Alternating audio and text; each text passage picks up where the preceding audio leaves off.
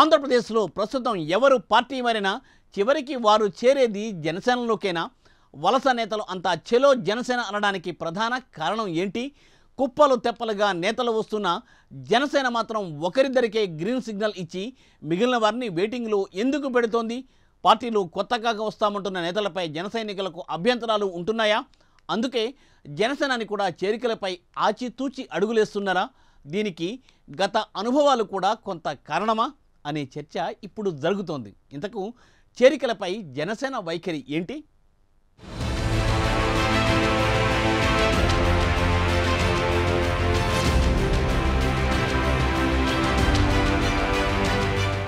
రాజకీయ పార్టీల్లో చేరికలు రాజీనామాలు చాలా కామన్. కానీ జనసేనలో చేరికలు మాత్రం ప్రస్తుతం డిఫరెంట్గా చూస్తున్నారు పరిశీలకులు.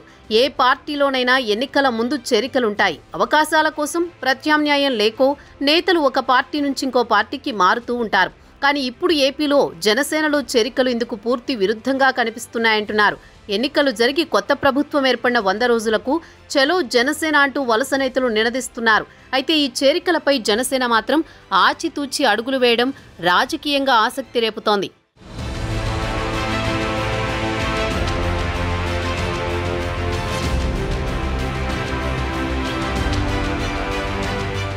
ప్రస్తుతం చాలా మంది నేతలు వైసీపీకి రాజీనామా చేసి జనసేనలోకి రావాలని ప్రయత్నిస్తున్నా మాజీ మంత్రి బాలినేని శ్రీనివాసరెడ్డి, మాజీ విప్ సామినేని ఉదయభానుకు మాత్రమే గ్రీన్ సిగ్నల్ ఇచ్చారు జనసేనాని పవన్. అదే సమయంలో వైసీపీ నుంచి వస్తామంటున్న చాలా మంది నేతలకు అపాయింట్మెంట్ ఇవ్వకుండా వెయిటింగ్లో పెట్టినట్టు ప్రచారం జరుగుతోంది. ప్రస్తుతం వైసీపీలో చోటు చేసుకుంటున్న పరిణామాలతో ప్రతి జిల్లా నుంచి పెద్ద ఎత్తున వలస వచ్చేందుకు నేతలు ప్రయత్నిస్తున్నట్లు చెబుతున్నారు. జనసేనలో తమకు తెలిసిన నేతల ద్వారా డిప్యూటీ సీఎం పవన్ను కలిసేందుకు ప్రయత్నాలు చేస్తున్నారు. అటు శ్రీకాకుళం నుంచి ఇటు అనంతపురం వరకు పెద్ద పెద్ద నాయకులు జనసేనలో చేరేందుకు ఉత్సాహం చూపుతున్నారంటున్నారు. అయితే కూటమి పార్టీలోకి కొత్తగా ఎవరిని తీసుకోవాలన్నా 3 పార్టీలు సమన్వయం చేసుకుని స్థానికంగా కూటమికి ఇబ్బంది లేకుండా చూడాలనే గత ఒప్పందం దృష్ట్యా చేరికలపై పవన్ తొందరగా నిర్ణయం తీసుకోలేకపోతున్నారట.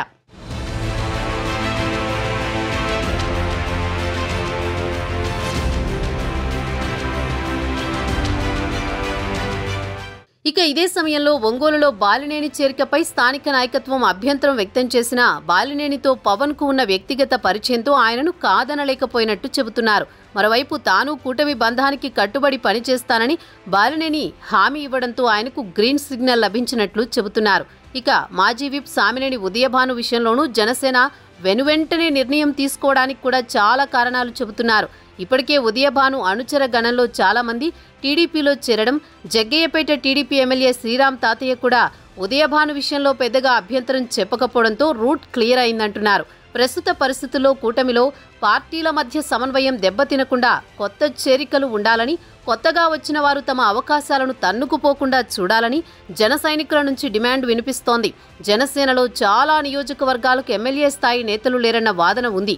కానీ ఆయా నియోజకవర్గాల్లో పార్టీకి బలమైన ఓటు బ్యాంకు ఉన్నదని గత ఎన్నికల్లో రుజువైంది. ఇలాంటి చోట చేరికలకు ప్రాధాన్యం ఇవ్వాలని జనసేన ఆలోచన చేస్తోందంటున్నారు.